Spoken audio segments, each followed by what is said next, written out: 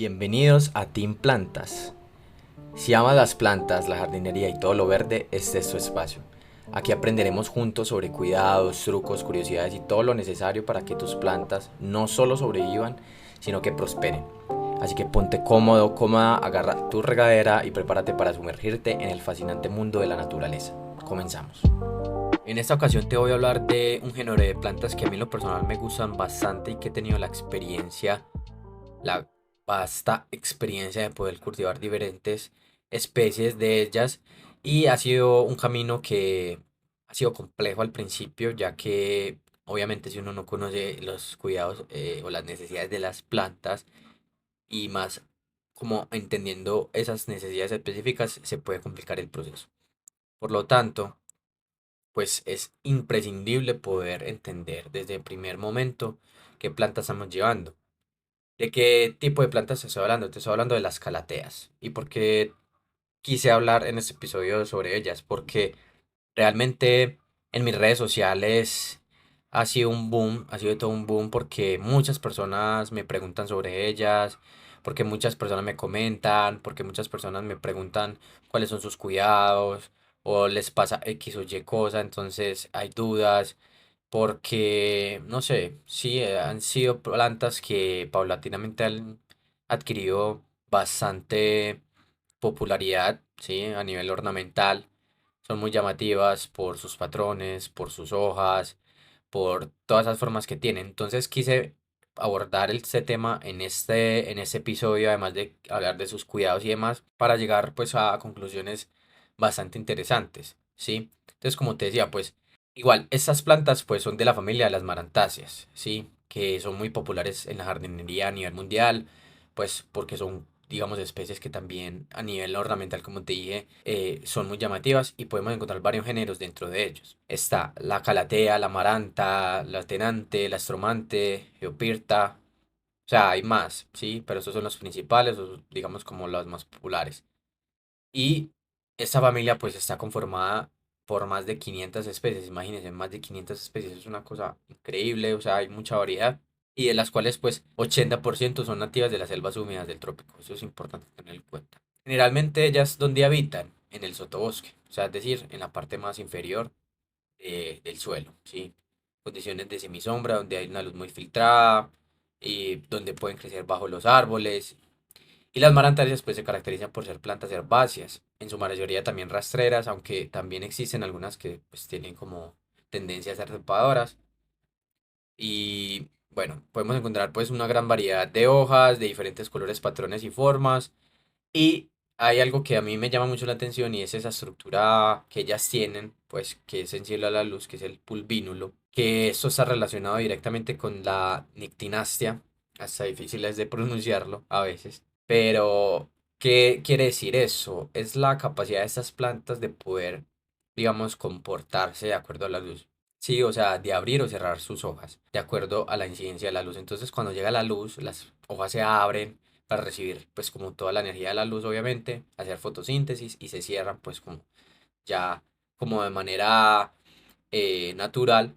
Y también es como forma de ellas de conservarse, por decirlo así, de protegerse frente a los factores externos, de pues también protegerse a nivel hídrico. Entonces, bueno, eso es una capacidad de ellas que es bastante llamativo, y también por eso se les conoce también como plantas de elaboración. Entonces, esto es algo bastante chévere tener en cuenta sobre ellas. Entonces, como te decía, si tú no tienes en cuenta cuáles son los cuidados de la planta, una vez tú vas y vas al vivero y quieres comprar una planta, entender en primera instancia, por ejemplo, el clima, el clima que va tan relacionado que con la parte de la temperatura, de que hay que entender de que, por ejemplo, el rango de temperatura para estas plantas es entre 16 a 26 grados centígrados, o incluso un poco más, porque si nos podemos a analizar pues el ambiente natural o el hábitat natural de esta planta, ¿cómo sería? Pues selvas tropicales donde hay humedad alta, donde hay temperaturas altas.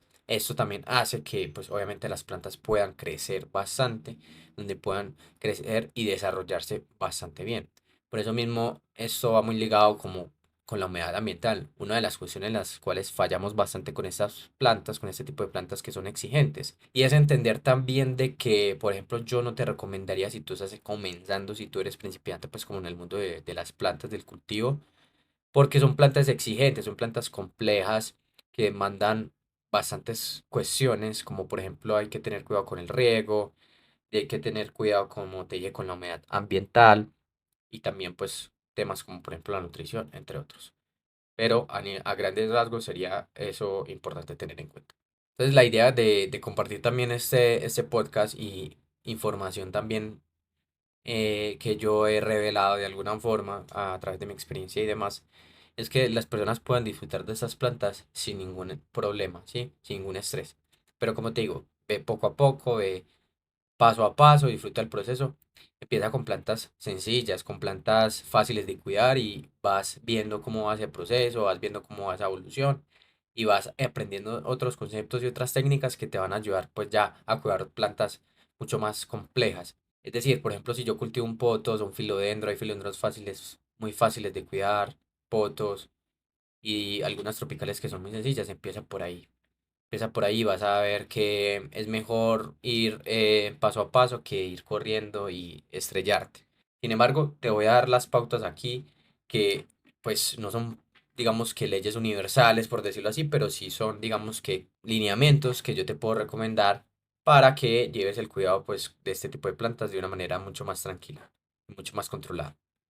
Entonces, ¿cómo cuidar una calatea realmente? Podemos empezar por varios aspectos, como por ejemplo la luz, que pues la luz debe ser indirecta, pero bastante brillante. O sea, entre más luz obviamente una planta tenga, puede llegar a tener, a pesar de que, como hablamos desde el sotobosque, que puede ser semisombra, incluso tirando a sombra, pues entre más luz, mejor. Yo he visto que en la gran mayoría de calateas, pues se adaptan muy bien a pues, ambientes con baja luminosidad, pero que a la final eso puede llegar a afectar, pues si nos excedemos, pues como con una sombra muy pronunciada, entonces es mejor llevar como la planta a un lugar bastante iluminado sin que le llegue luz directa para que no queme sus hojas, ¿sí? Entonces eso es importante. Otro aspecto a tener en cuenta es, por ejemplo, la parte del riego. Entonces, esto es uno de los factores donde las personas fallan más, donde las personas pues cometen más errores y donde tienden como a equivocarse pues como más. Entonces, ¿cuál sería la pauta aquí? Algunas veces yo he escuchado, incluso pues le he escuchado a ciertas personas y también he escuchado que pues mis clientes o personas que están pues en este mundo o les ha interesado este mundo me dicen como no, es que a mí me han dicho que la planta hay que regalar cada 3 días, 4 días, no sé qué. Realmente esto puede llegar a ser bastante contraproducente, puede ser un error garrafal, ¿sí? Porque como te dije, es exigente a nivel de riego. Entonces, ¿qué debes tener en cuenta acá? No de regar 3, 4 días, no. O sea, el riego depende de varias variables. Entre ellas, por ejemplo, está el sustrato, ¿sí? El sustrato es importante ahí mencionarlo porque pues también tiene que tener buena retención de humedad, ¿sí? Eso depende de la planta, ¿sí? Por otro lado, la temperatura. Por otro lado, también podríamos mencionar las corrientes de aire, donde si tú tienes en cuenta de que, por ejemplo, un espacio es cerrado, pues va a haber mucha más concentración de humedad. Y igualmente, ten mucho cuidado con eso porque pues no es lo ideal, ¿sí? Lo ideal es que haya buena aireación. Y por otro lado, también, por ejemplo, la especie en específico, la incidencia de la luz que le llegue, ¿sí? Entonces son varios factores a tener en cuenta, pero para tú saber realmente cuándo regar es de algo muy intuitivo, es de observar y es de tocar el sustrato también. O puedes usar medidores de humedad en el suelo, ¿sí? Para saber cómo está, si está muy seco o si está muy húmedo. Pues la idea es que sea pues ligeramente húmedo el suelo siempre. Entonces prefieren pues como un riego moderado como tal a nivel general, pero pues no podemos llevar esto como ni excesos ni escasez de riego, ¿cierto? Entonces es importante tener en cuenta de que es mejor que el suelo siempre esté húmedo. O sea, siempre debe estar húmedo, nunca encharcado. Nunca debemos exagerarnos pues tampoco en el riego porque pues a eso también puede traer algunos problemas, ¿sí? Entonces, es importante tener esto en cuenta para evitar pues como un estrés hídrico, ¿sí? La planta empieza a mostrar síntomas también de deshidratación, ¿sí? Entonces puede mostrar como visualmente que la hoja, por ejemplo, se puede cerrar, ¿sí? Hacia adentro, se puede enrollar hacia adentro, que puede empezar también a mostrar síntomas en los bordes de las hojas, bordes marrones también. A nivel también de la humedad ambiental, eso va muy ligado también ahorita que mencionaré algo de eso. Entonces, eso es la pauta, o esa sería como la pauta para el riego como tal. Tener en cuenta eso te va a ayudar mucho. Entonces, riego moderado y humedad constante. Esa es la clave aquí o una de las mayores claves a tener en cuenta de las calateas.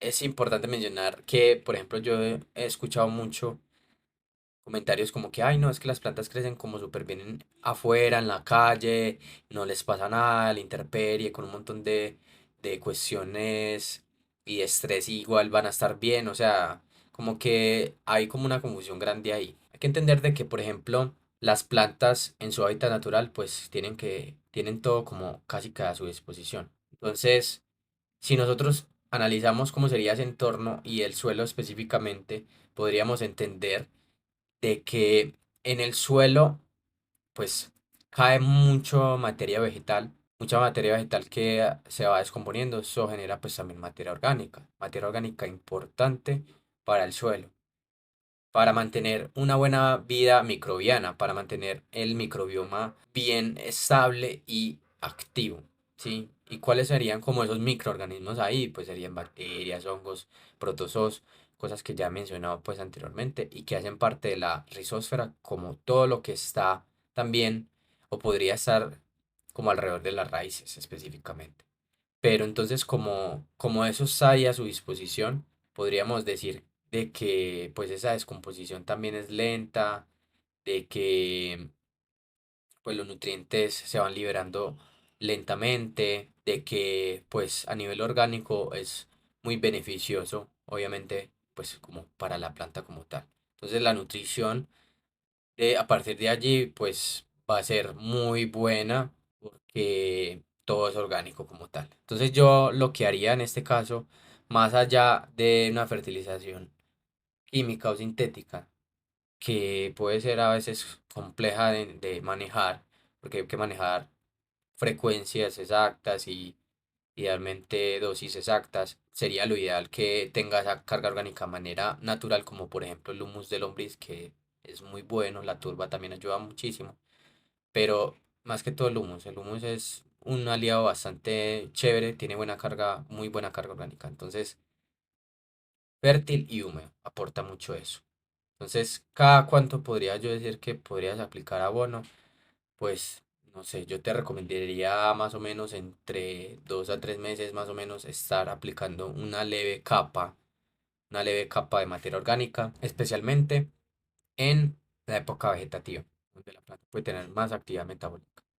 Usar fertilización directamente edáfica, o sea, en el suelo, y abonar y todo eso en épocas más frías, pues va a ser prácticamente inservible para la planta, ¿sí? Va a ser prácticamente, pues, hasta malo para ella, ¿sí? Porque no va a poder procesar todo eso que le está botando, ¿sí? Por eso es que muchos procesos se paran allí.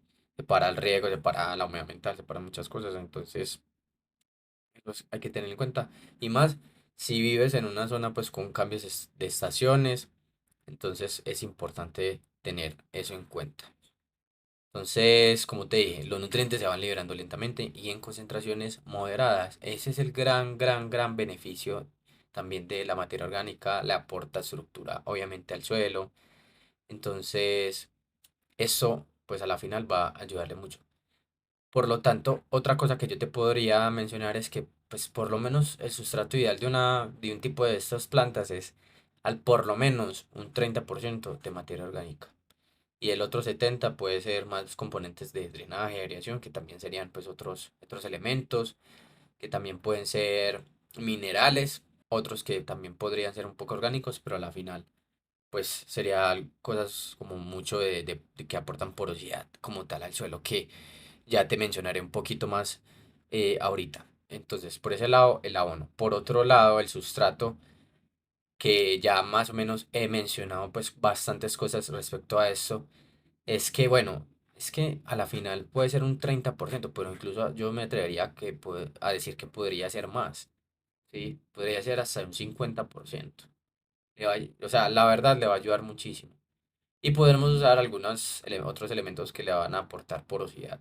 Sí o sí tenemos que aplicarle eso, porque si nosotros nos concentramos solamente en materia orgánica o en tierra universal o en sustrato universal, pues va a hacer que el sustrato se pueda volver un poco más compacto y que no haya oxigenación en el suelo, porque hay que entender de que las raíces también necesitan respirar, de que obviamente necesitamos que haya un flujo adecuado del agua. Entonces podemos usar, por ejemplo, corteza de pino, también podemos usar arlita, podemos usar vermiculita, chip de coco y demás.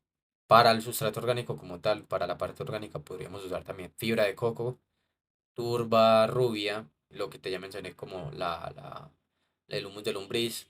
Podemos usar compost también, hasta cierto punto también puede ser muy bueno. Y esos componentes. Entonces a la final juega con esos componentes, juega con esos elementos para determinar un buen sustrato para ella. Diría que cuenta un 60% del éxito de una planta se basa mucho en el suelo, en el sustrato. Esto determina casi que la vida a largo plazo de la planta. Así que fíjate mucho en ese proceso y vas a ver que este simple paso, que es casi que el inicial, es decir, tú compras una planta, vas a esperar obviamente cuando llegas a tu casa, al menos darle algunos días para que se adapte, para que se desintoxique entre comillas, que se acople como a las condiciones microclimáticas y pues a la final cambiarle el sustrato. Sí, sería lo ideal, cambiarle el sustrato. Casi siempre las plantas que tú compras en el vivero vienen con solamente tierra o vienen con tierra y cisco de arroz, cosas así que pues a la final no le van a ayudar mucho a la planta. Entonces, al cambiar el sustrato, vas a ver grandes cambios y va a determinar un gran impacto en tu cultivo. Y eso lo puedes aplicar no solamente para la calatea, lo puedes aplicar para todas sus plantas. También podría mencionar de la parte de las plantas tropicales. Este sustrato que más o menos se está mencionando le puede servir bastante.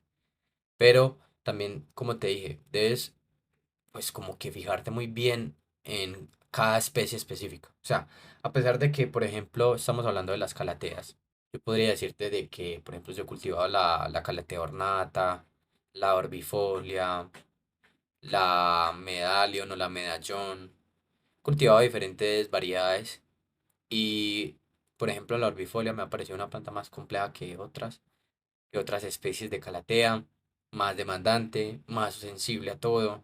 Entonces es importante como que analizar cada especie también en particular. Si bien a nivel de género pueden compartir bastantes características y hasta necesidades, pues habría que entrar ya a ver cada caso en particular. Sería lo ideal. Esto va, digamos que a cambiar la forma en que tú ves las plantas también y en que puedes también saber cómo agruparlas, cómo generar pues también en esa rutina de cuidado, cómo cultivar esas plantas que tienen ciertas características parecidas, pues vas a aplicar casi que las mismas cosas a ellas y a las otras. Entonces a la final pues eso te va a ayudar mucho pues que vas a ahorrar tiempo y te va a ahorrar muchos dolores de cabeza. Por otro lado, estamos hablando también de otro tema importante que es la humedad ambiental, bueno, la temperatura pues que también va ahí ligada bastante. Entonces, a una planta de la selva, a una planta tropical le gusta mucho el clima pues como tal, de temperatura alta, como entre 16 y 25 que te dije, y una humedad entre un 50 a un 80%, y pues 70-80% más o menos de humedad ambiental. Entonces, aquí viene una de las cuestiones más interesantes y aquí donde la gente más me ha hablado y me han preguntado 1.000 millones de veces las mismas cosas y siempre les voy a responder lo mismo, o sea, cuiden la humedad ambiental. Es decir, me dicen, no, tengo bordes marrones, manchas marrones o estas cuestiones así como de estrés hídrico como tal. Entonces, esto pues va a determinar mucho el cuidado de la planta. Podemos ver hojas secas, podemos ver, como te digo, hojas enrolladas, bordes marrones. O sea, las hojas básicamente nos dicen qué es lo que estamos fallando, en qué estamos fallando o qué es lo que necesita. El cuidado de las plantas básicamente es pura análisis y observación, como ya he mencionado también en el método mío de cuidado de Camino al Jardinero. Este punto es crucial. Saber interpretar carencias, es estar muy atentos a lo que está pasando.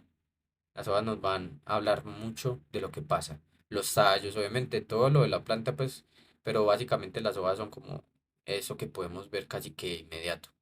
Entonces, la humedad ambiental igualmente es crucial aquí, porque, por ejemplo, entra a jugar lo que es, por ejemplo, la transpiración y el balance hídrico como tal. Entonces, las plantas absorben agua por las raíces y la pierden por los estomas, que son como, por decir, los poros de las hojas. Entonces, una baja humedad, pues, va a aumentar la transpiración y va a haber mayor riesgo de deshidratación. Entonces, ahí es donde vienen, como te decía, hojas marchitas y demás. Entonces, la alta humedad va a reducir la pérdida de agua innecesaria. Eso va a favorecer mucho, pues como te digo, las plantas tropicales, en este caso, hablando de la calatea. Por eso es tan importante la humedad ambiental. No es por capricho, no es como que, ay, qué pereza hacer esto. O bueno, como te digo, si ya te estás implicando con este tipo de plantas, tienes que tener en cuenta eso, sí o sí. Es importante. También va a influenciar mucho, mucho, mucho la apertura estomática, es decir, ese intercambio de gases. Los estomas entonces se abren para absorber CO2 y poder hacer fotosíntesis y liberar oxígeno, ¿cierto?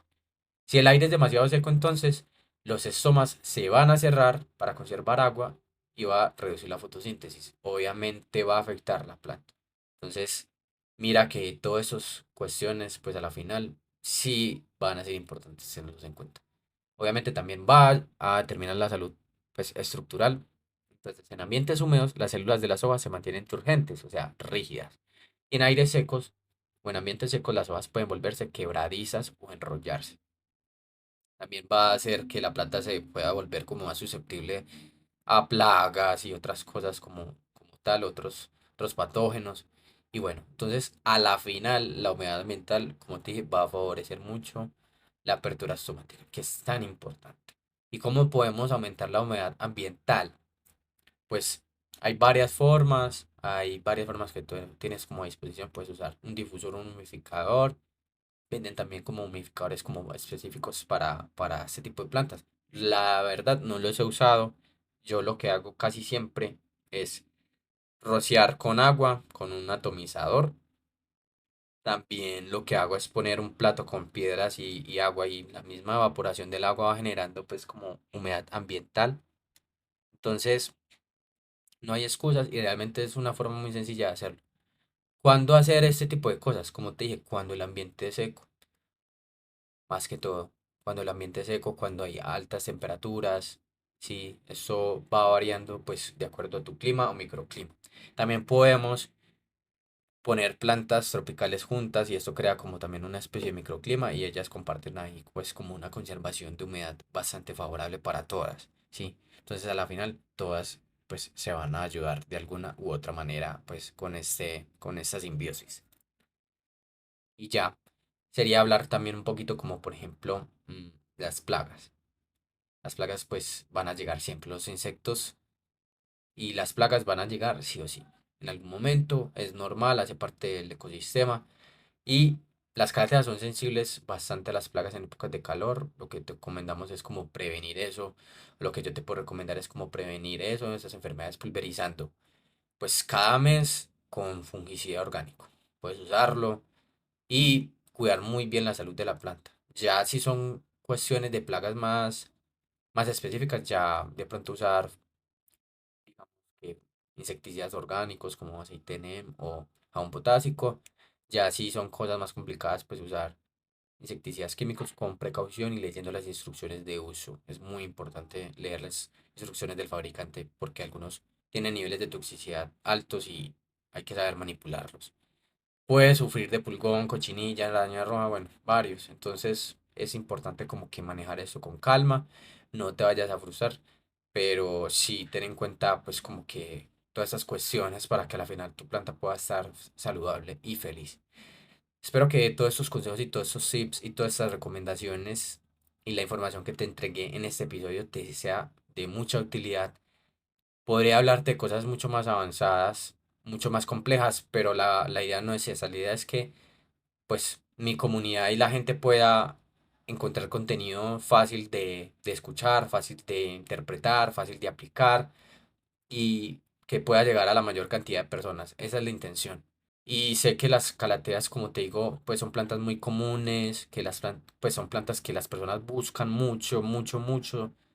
Y quiero que todo el mundo pueda tener calateas bonitas. Algo que me faltó mencionar acá y es que también esas plantas tienen una estructura subterránea que se llama rizoma. Allí son como tallos subterráneos, por decirlo así, donde ellas también a partir de ahí pues generan yemas, generan pues todas sus estructuras, pues como ya ahí salen las hojas y demás. Pero son como reservas también nutricionales para la planta. Es importante cuidar este sistema regular y este sistema donde están pues los rizomas. Ya sería eso como tal.